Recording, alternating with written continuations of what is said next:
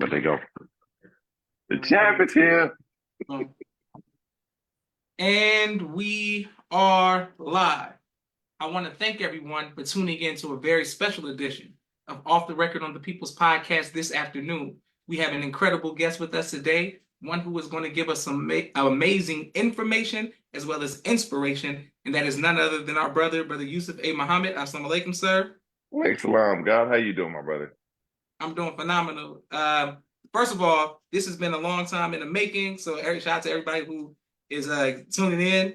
These are two people, conversation between two people who grew up in the nation and have very similar upbringings, and we look forward to getting started. The first question got the people's champ and the people's spokesperson, I guess, on the thing tonight. Yes, sir. Yes, sir. Yes, sir. Okay, my sister Miriam says, "Alaikum salam, Mimi, and thank everybody who's watching." What's up, sis? Okay, even though we know we just want it on record, but when did you first hear the teachings of the Most Honorable Elijah Muhammad? So we would say the teaching of Elijah Muhammad or the teaching of Elijah Muhammad through Minister Farrakhan. Both, whichever one you got first. First of all, let me do my proper thank yous. Thank you very much, my brother, for having me on the show. It's been a long time coming, and I thank you for all that you've done with your show over the past few years. I even give you your props because you have to give them where it's due. That when I started my podcast, also to hit Brother Rasul, thank him because he was working on it with me. Is that we spoke about yours and what you were doing with yours, and I said, man, when I started doing video, I wanted to be in depth as my brother. So I want to thank you for allowing me to be on your show and all that you've done with the show. It has been very historically beautiful on so many levels from everybody that you've had on the show over the years. So just want to thank you on that one part, brother. Yes, sir. Thank you very much. Yes, sir. But to answer your question, born in the Nation of Islam, my earliest recognition or remembrance or memory of the Minister Farrakhan would be growing up in the mosque in New York. My father was a secretary of the East Coast at that time. So I remember, give more credit, my father's the secretary, and Sister Dolores, who's over the Learning Tree in New York, who still has it, I think to this day, it's our Savior's Day. She and her husband, I forget the brother's name, but they would play the minister quite often, if not at the school or at their house. So I remember listening to the minister all the time as a child in New York. So I think I was probably 4 or 5 at that point. So that's my earliest remembrance of listening to Minister Farrakhan and hearing him. My earliest remembrance of the messenger, I want to be honest with you, is about the time 12, 13. I made a mistake in saying something one day. They had the book, What Color is Jesus? Remember that book? I'm not familiar, but the book was What Color is Jesus? And I, in the car with my parents, I was like, oh, that's easy. He's white. And my mother and father looked at back at me and was like, what the hell did you just say? Jesus is white. And then they said, oh, we have to get this fixed. So I started getting more teachings at that point. I was getting them already, but I think they kind of changed how they were doing it a little bit more. So that was my early remembrance of the messenger's teaching or hearing him. Okay, all praise to Allah. Now, you spoke of your mother and your father. Can you let us know their names, sir? So shout out to both my parents. My mother, Sister Captain Emeritus, I would like to say, of the Southern region in the 90s, of Brother Minister Van, Sister Margaret Muhammad. My father, Brother Stephen Muhammad, both of them out of Atlanta, Georgia. My father is actually from Chicago, South Side, and my mother's from Griffin, Georgia. Okay. See, this is why I love the podcast, because I never knew that your mom was a captain. I never knew that. Okay, praise be to Allah. Yes, my mom was, when Brother Van was the minister here, she was the regional captain, and forget my sister who just passed. I want to say Sister Charlene. I'm apologizing for if I'm messing up her name, if I got the sister's name wrong, but she was the captain who replaced my mother, the sister who just Okay. passed. Yes, sir. Sister Charlene. Hmm. Okay, great. All right, and then your dad was the East Coast Regional Secretary. So yes, sir. I think from like 86 to 88 or something like that. Okay. Back in the days, we didn't have. Remember, the regions weren't broke down how we have the seven now. Okay. The Okay. East Coast was the East Coast. So from New York down to Miami, Florida, at that point was one person. So if you were the regional person, you were the region at that point. So my father was the secretary who went. He would commute from Atlanta to New York back and forth for about a year before my mother and the family moved up to New York. And he was the about 2 or 3 years. He was the regional secretary. Praise be to Allah. Beautiful. Okay, yes, sir. Now, many times people who grow up in the nation have to make a decision. You know, you 16, older, are you going to stand? Are you going to stay in the nation, or are you going Yes, to sir. make another decision? What Mm. what what was it about you that said this is where you want to be? So my story goes back a little bit further.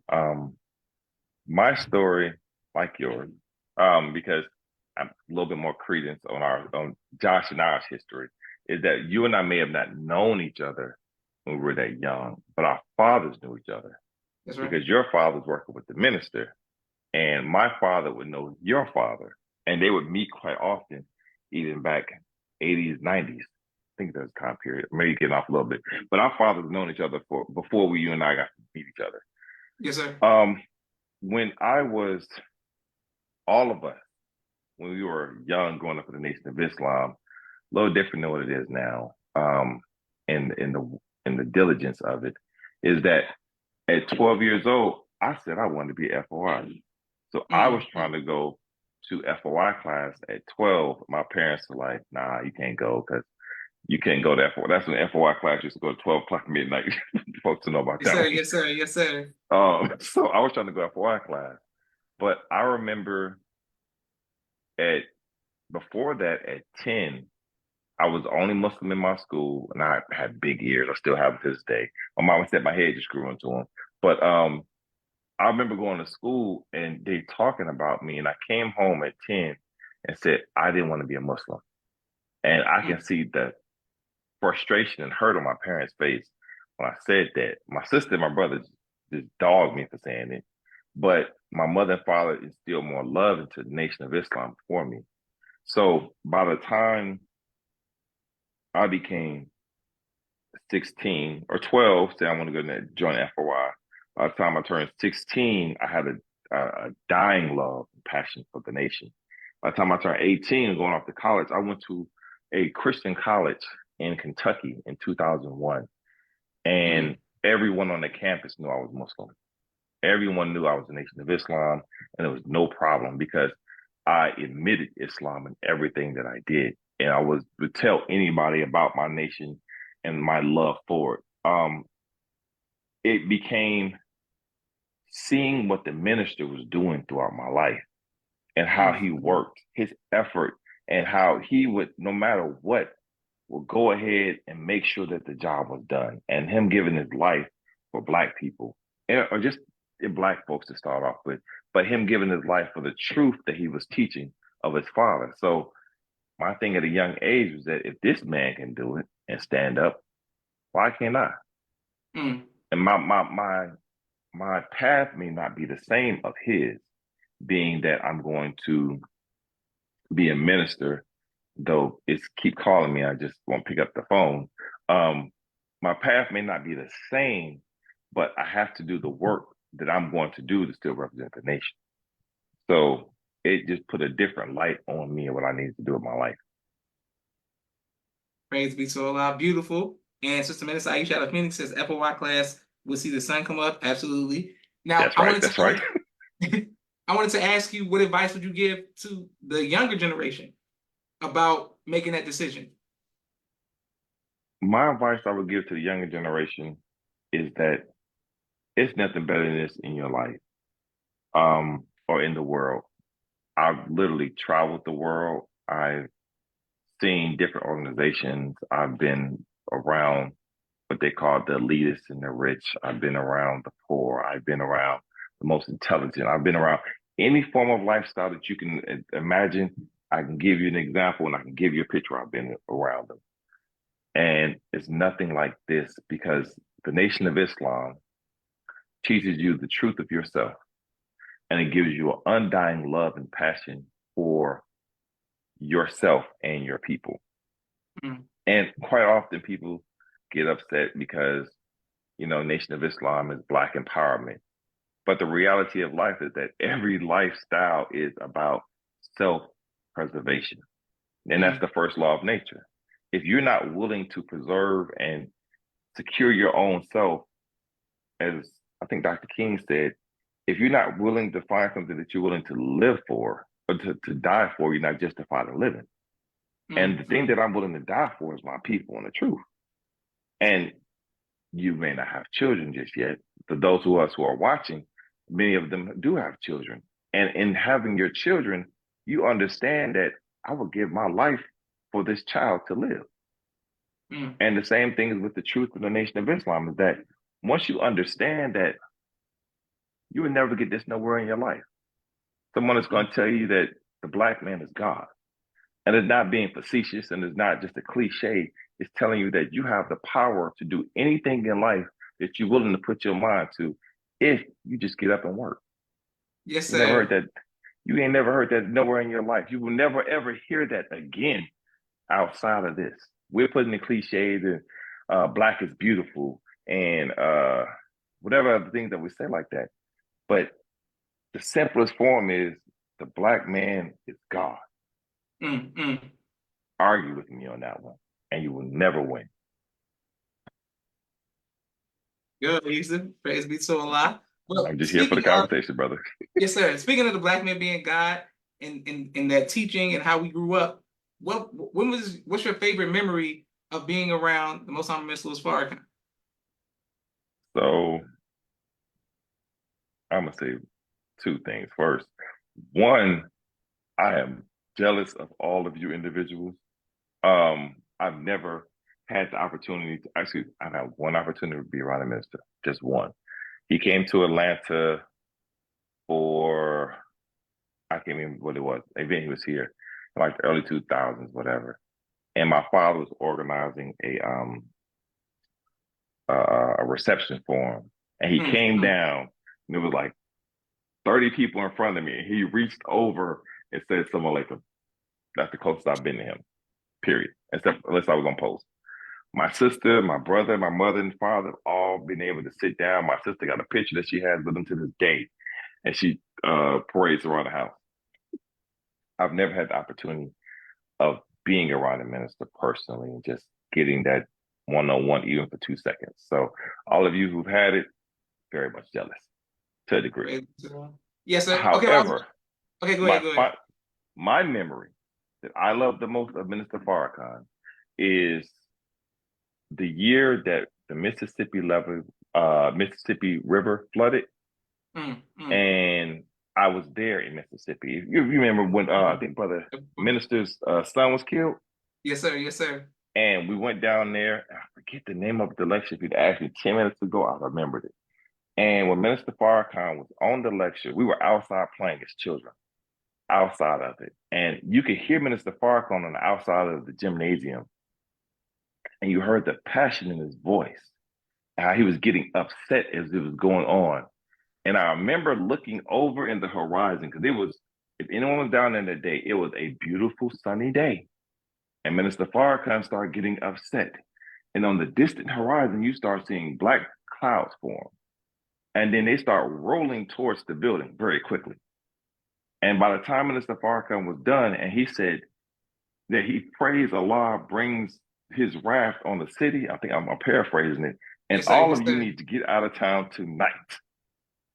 And I remember seeing the black cloud form on the building, and it went from 2 o'clock in the afternoon to what seemed like 7 o'clock at night within 5 minutes. At that point, I was like, oh God. And I'm getting chills as I think about it, because I remember it distinctively. Like, I don't know what's going on or what happened, But then as I later went back, listened to it, I understood it more. I said, that is the man of God right there. And you can't never Yes, tell me sir. nothing different. Because if a man does that in 5 minutes, ooh. So that's my earliest, fondest memory of the minister. Praise be to Allah. Beautiful. And people bear witness. Thank you, everybody Yes. who's watching. Shout out to our YouTube family as well. Brother Kente, Brother Musa, Sister Auntie, everyone who watches on YouTube as well. Sister Minister Aisha says, yes, sir. What's Okay, because happening, family? I wanted to ask you about Free Sound Studios. The minister's coming. You bringing celebrities to hear the minister speak, and you've always been working in the community, but also a lot of artists. What has been your favorite artist? Some of your favorite memories working with different celebrities? Um, and forgive me because I'm listening to you at the same time, but I forgot I need to go ahead and share this on my own page. Okay. My fondest memory of working with celebrities, my earliest one is actually, and I thank my person who allowed me to get into this, is first of all, is my father. I give credence to my father because, like your father has been to you, gives you guidance. Like the minister is, Brother Mustafa, gives you guidance behind the scene that you don't give credit to your father to because you don't have to say it out loud. But in your life, you say, yeah, my father taught me this. My father told me this. This is the only reason I'm here. So my father, when I graduated from college, step back a little bit. When I was going to college, my first actual passion has always been fashion design. My father said, no, son, no, you need to not be someone else's worker. Go to school, get a business degree so you can learn how to generate the money for your business, how to do the business, and then go back and do the fashion. I got back into it when I got out of college, but I really haven't got into it as much. So my father got me into it when I graduated from college. Dr. Ben Chavis was doing a program with Russell Simmons, the hip hop summits that were going on in the country. Shout out to him and Sister Felicia Butterfield. I think Hassan was working with that one, but Felicia Butterfield was the one. Him and her and Dr. Ben Chavis allowed me to work with the Russell Simmons Hip Hop Summit stuff, and I got to travel the country, meet a lot of people. But my first biggest person that I met was Jay-Z and Beyonce. When Jay-Z came down to Atlanta for the birthday bash, when he snuck in that year, Dr. Ben Chavis was here for it, and Dwayne Brown, who was the program manager for Radio One at the time, they allowed me to come backstage, and I got to meet Jay-Z, Beyonce, and Kelly Rowland. Quick conversation, thanked both of them, and they hopped on the plane. So that was my earliest one, but I used that to continue to grow and do other things and meet other people. Another time I met Ludacris and had a couple minutes to talk with him. I love his mother. I love his mother. Yeah. Shout out to his mom. Shout out to Ludacris' mama. Yes, because his mother is always the most beautiful spirit, always is calm, always is willing to just talk to people and help. So, and Ludacris has always been, every time I met the brother, he's always just very calm and humble. And the energy that he perceives or has a persona of when he's on front of the screen, he has it in person, but it's like a very calm energy. And then meeting like the Dungeon family, T.I., it's always been Brother Yusuf, and it's a calm conversation. We meet for a few minutes, whatever we're discussing, and everybody's out. So my memories are always different for everybody, but it's always a brotherly conversation, and no one's trying to do what everyone thinks, flashing the ice and the jewelry. It's just like, brother, how you doing? Answer, brother. So, yeah. That's my final memory. Jay-Z and Beyonce, though. I mean, come on, what we talking about? Praise be to Allah. All right, we have more questions for our brother Yusuf. Please put them in the comment and let us know your questions. We have a quick 60-second commercial break for all of the sponsors of the People's Podcast. We're grateful for every like, share, and subscription, and thank you to everyone who gives anonymous cash apps as well. Thank you all very much. 1 second. Sister Miriam's ABC I Love Me, children's book and coloring book, and now Spanish book. All three available on Amazon.com. Sister Naima's Stay on Point Dance Academy, LLC. She teaches ballet virtually to young girls all across the country, right here in the studios of Atlanta. Student Minister Sharif Muhammad's book, A Soldier in the Movement of Christ, available on adulsharif.com. And lastly, Brother Joshua Muhammad's book, Cleopatra, as well as No Father, No Excuse, both available on Amazon. Boom. Those Perfect. services. All right, we come right to Brother Yusuf. Here we go. And Brother Yusuf, I had a quick question for you. The greatest in your life, what has been your greatest trial, and how have you overcome that trial?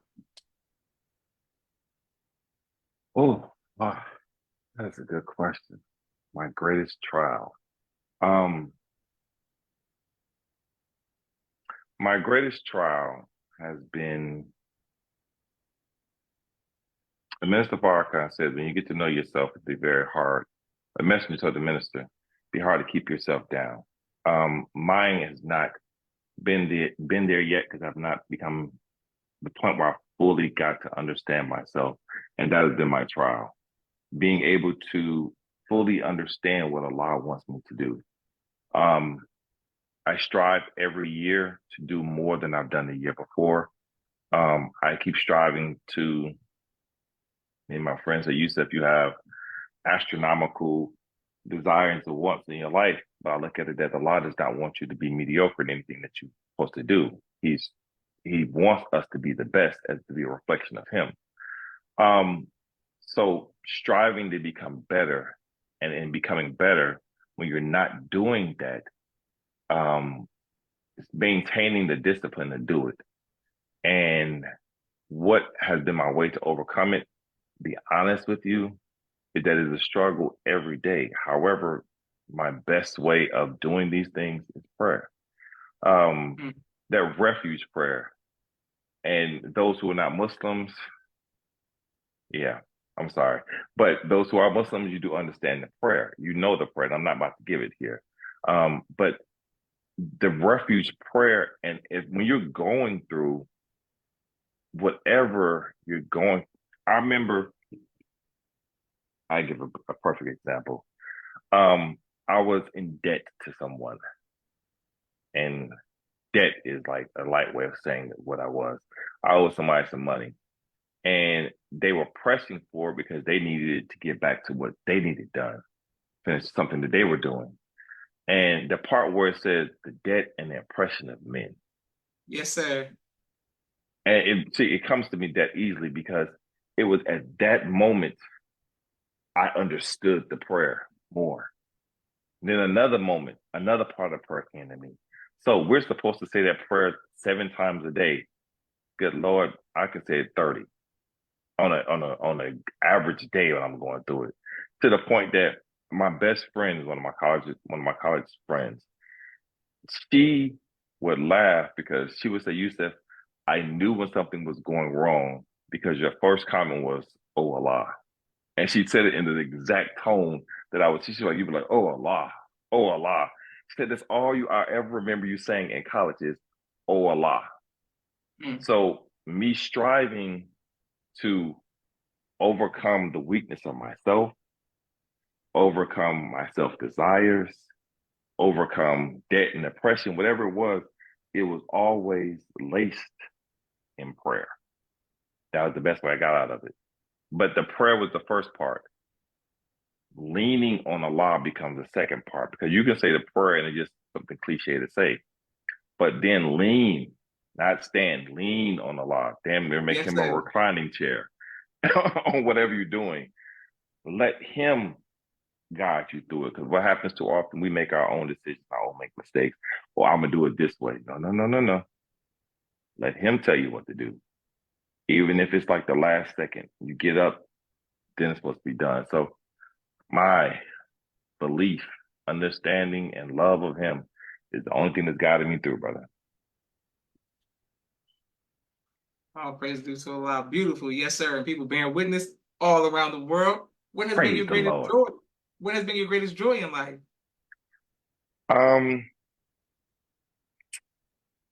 My greatest joy in life has also been the same thing. Being able to, I have a couple of joys. Though I'm divorced now, being married was a great joy. I enjoyed it.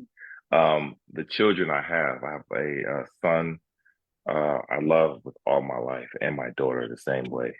Being able to live.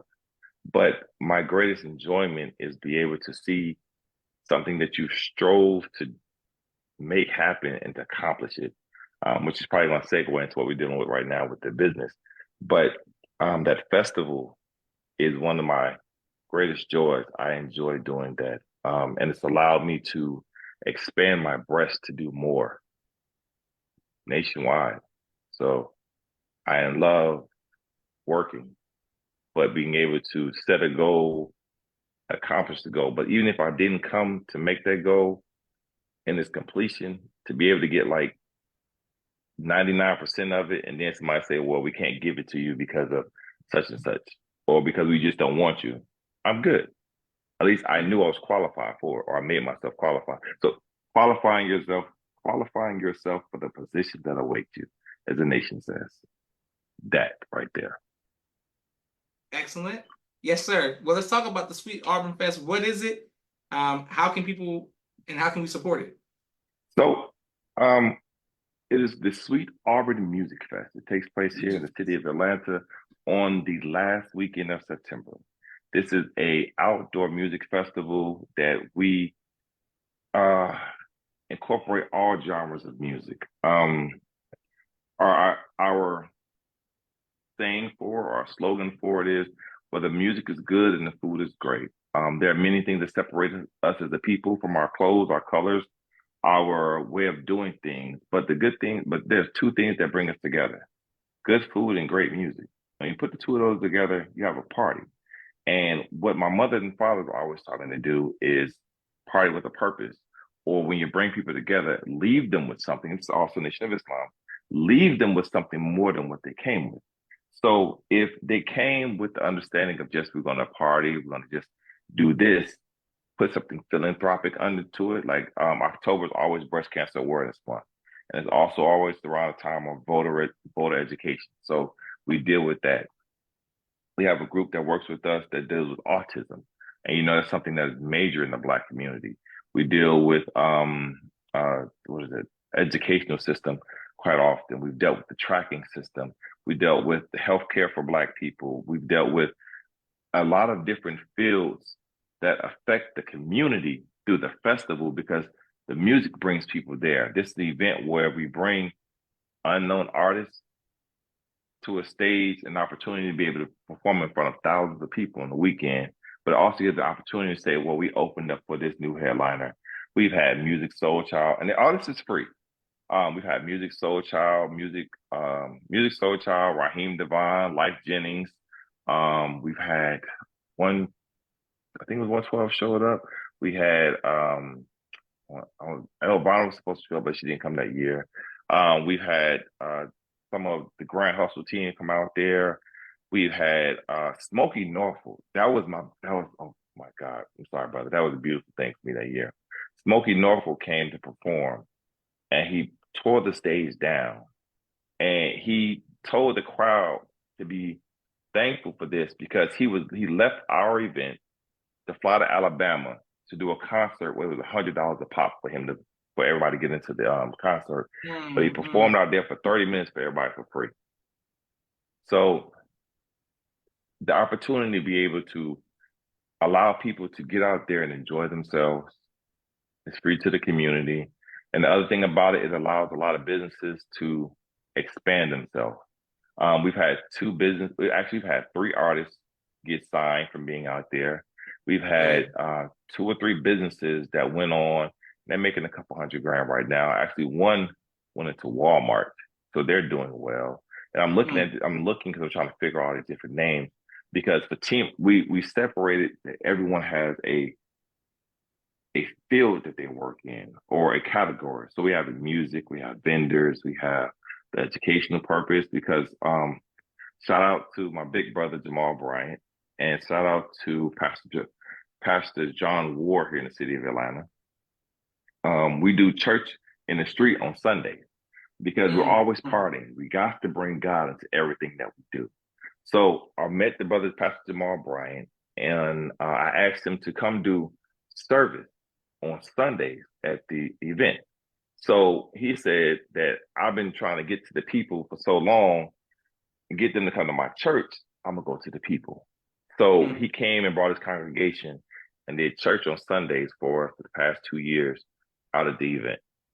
So Pastor John Ward works with us, and he's helped organize all this. So it's a real event that brings everyone together. My father likes to say the word is synergy, because the different energies being ground together to make a new purpose. And the synergy that comes from this is development and growth and understanding. So that's my baby. I love doing that event. Go ahead. I'm proud of me, brother. You should praise me so Man, a lot. thank you very much, brother. It's a lot of work. See, I lost my hair because of it, but I love it though. And keep winning. And you have our support. So let's make sure we all go to the Sweet Auburn Music Festival. And let's make sure we keep showing love to our brother Yusuf. I wanted to ask you, how has becoming a father, how did that impact you? Oh God. Now I didn't want to get personal. Becoming a father, and let me step back. First, let me give thanks to both my children's mother. I did not do it correctly. My first child was born out of wedlock. I wish it was done the correct way, but make decisions in our life. My son is 16. He came from my college sweetheart.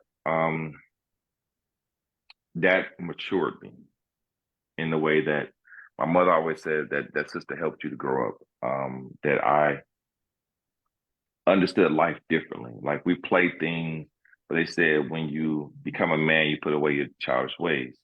And up until then, you're just living life, enjoying it. But a child will put definition, purpose, and a path in your life. That even though you thought you were on one path, the path would become more defined. So by having my son, I wanted to do better for myself and him, but more for myself. And I'm saying this correctly because my father told me this when I was young, right before my son was born. And we were having a discussion. That's why I love my father. I have my book coming out, Things My Father Taught Me. I'll come back on your show when I have it come out. My father, I was saying, oh, you know what? I'm going to do these things for my baby. I'm going to do all these things for my child. My father said, son, no. I know that sounds good and everybody tell you that, son, but son, that's no. Let me tell you why. He said that if you're doing things for everyone else, what happens when that person dies or something happens to them? You've now lost your purpose. You have to do things for yourself, and in doing things for yourself, other people may benefit for them. But if you're doing them for yourself, you will work harder. So make sure you focus on the things you want to do, son. So that became that focus that I wanted to do more for myself and my children benefit. And then I got the discipline and the form with my son. Then when I got married and I got my daughter gave me focus. And those are two different things. Most of us think, oh, you get discipline, you got focus. It's not right. Because you can have discipline and not be focused all day and you won't get nothing done. If you have the focus of, well, I need to discipline myself to go work out, to discipline myself to make this business work, that became where my focus lied. Well, okay, I can do this, but I have to make sure I'm disciplined, do it on time, and I'm focused and not doing 5 to 6 different things because I want to multitask. No. Let me mic this down to let me do 1 or 2 things, focus on these, and not focus on 4 and 5. So that just put understanding and focus. So my 2 children have changed my life in a way that I became from a boy to a man.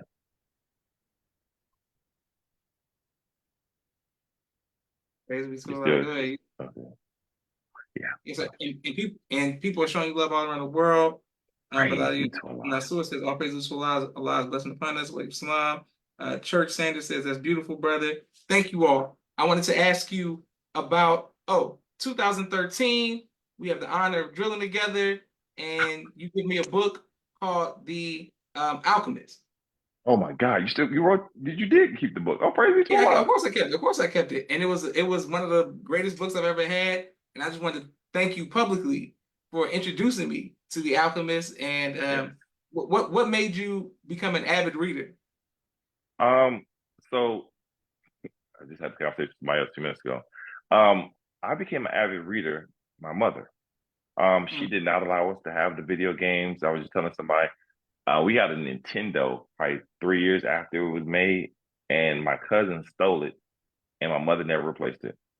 And I didn't buy a game system till the PlayStation 3 came out. And it was probably 5 years. It was right before the PlayStation 4 came out that I bought the PlayStation 3. And my mother always kept us reading. She always made sure that we kept up with technology like computers and stuff.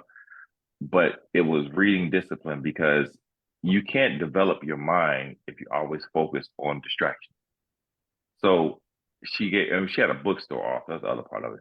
We had a bookstore when we was young. So we were sitting in that bookstore, after a while, you get tired of sitting around coloring, you start picking up a book. So by the time I was 14, I probably read most of the books that everybody was reading, or was beginning to read at that point. To my mother, definitely give that shout just to her. Nobody else. Praise be to Allah. And also, Brother Yusuf, on behalf of myself, my family, and the viewing audience of the People's Podcast, we want to let you know that we thank Allah for you and the many sacrifices that you have made, but also the sacrifices of your family, sir. We thank Allah for your family as well. Speaking of your family, when we were younger, we like you said before we went live, I remember you and your sister coming to our home when we lived in Chicago, and we were so young, so we locked in forever in that way, because we grew up, parallel, upbringings. But I also wanted to ask you your favorite album of all time.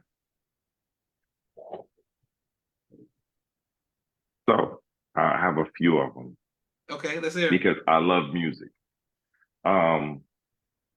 One, little history most people don't know. The Songs in the Key of Life, with Stevie Wonder. Minister Farrakhan has a track on it that he wrote. And if you asked me a few minutes ago, I remembered it. But if you go look on the credits, Mr. Farrakhan's name before he when he had the other name, it's on there. Yes, sir. Yes, sir. So that's a good album. An album that is not given credit. I know I should not be talking about this album on here, but an album that is not given credit, that has been more impactful to music than anyone ever really thinks about it, is Snoop Dogg's Doggy Style. His first album. Okay. That changed a lot of the way styles of rapping was being done. But he never gets his credit. But that is a very classic album. But the album, though I am T.I.'s I'm Serious. That was slept on too. But if I had to put on an album today, I was gonna ride out. It's gonna be Carl Thomas, the first one, Emotional. Okay. Because it was so well written. Let's say something like this. All of Puffy's or Mr. Love's artists, their first albums are all classics. Their seconds are not.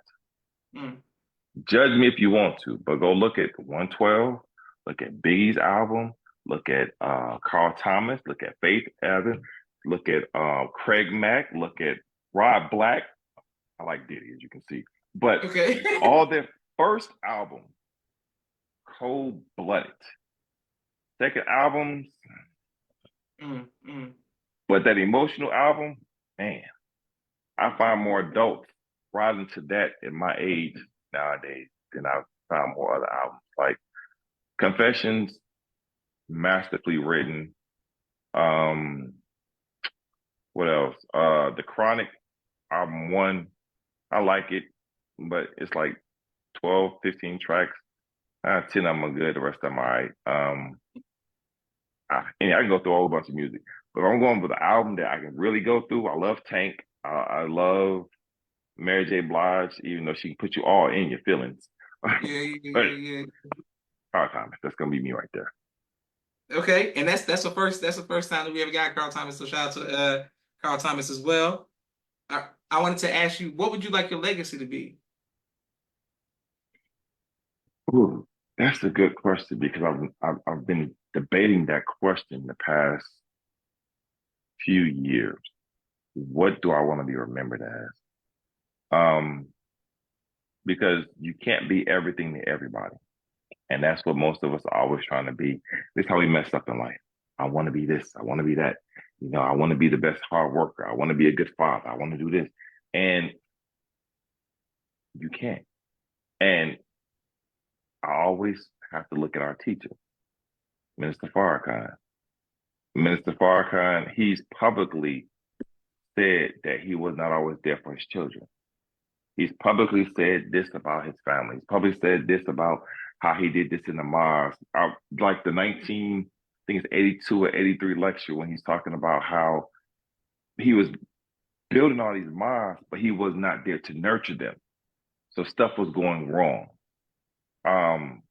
So from looking at the teachers, you can't be everything to everybody. You only can be that to yourself and what Allah wants you to be.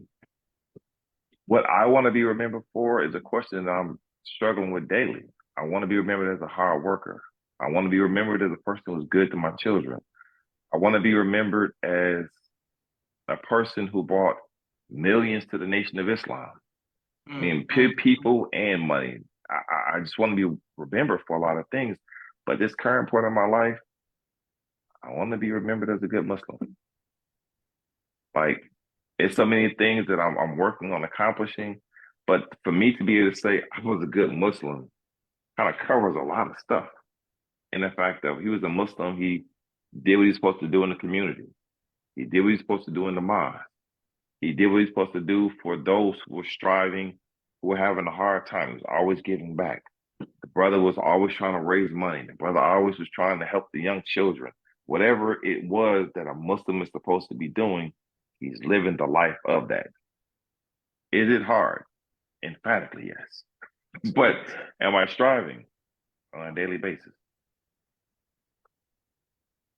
Beautiful. Praise be to Allah. That's a great legacy to have, Yusuf. Yeah, I'm striving, bro. Yes, sir. And once again, thank you everybody who was watching. Can't wait to upload this on YouTube. Brother Yusuf, do you have social media or any way that people can support you for your thing that you're working on, coming up?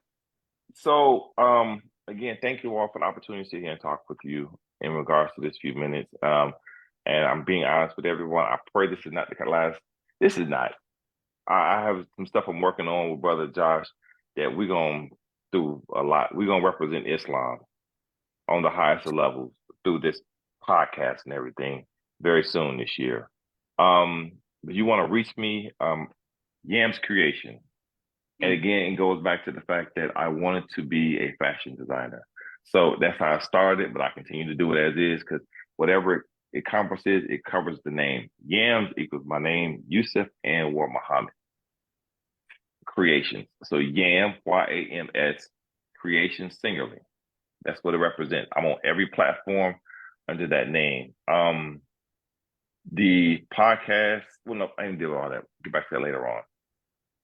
Yams Creation and Sweet Auburn Music Fest. SWEET AUBURN Music MUSIC and Fest. Not festival, but Fest. FEST.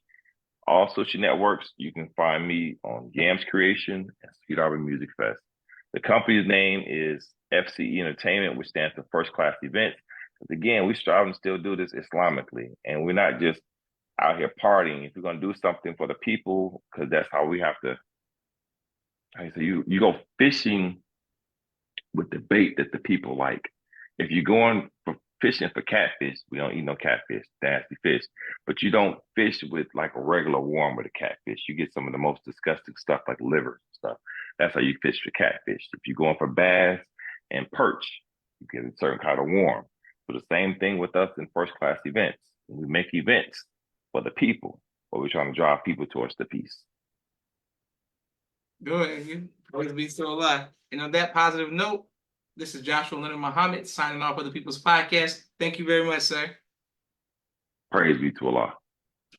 Yes, sir. Thank you all for watching. Assalamu alaikum.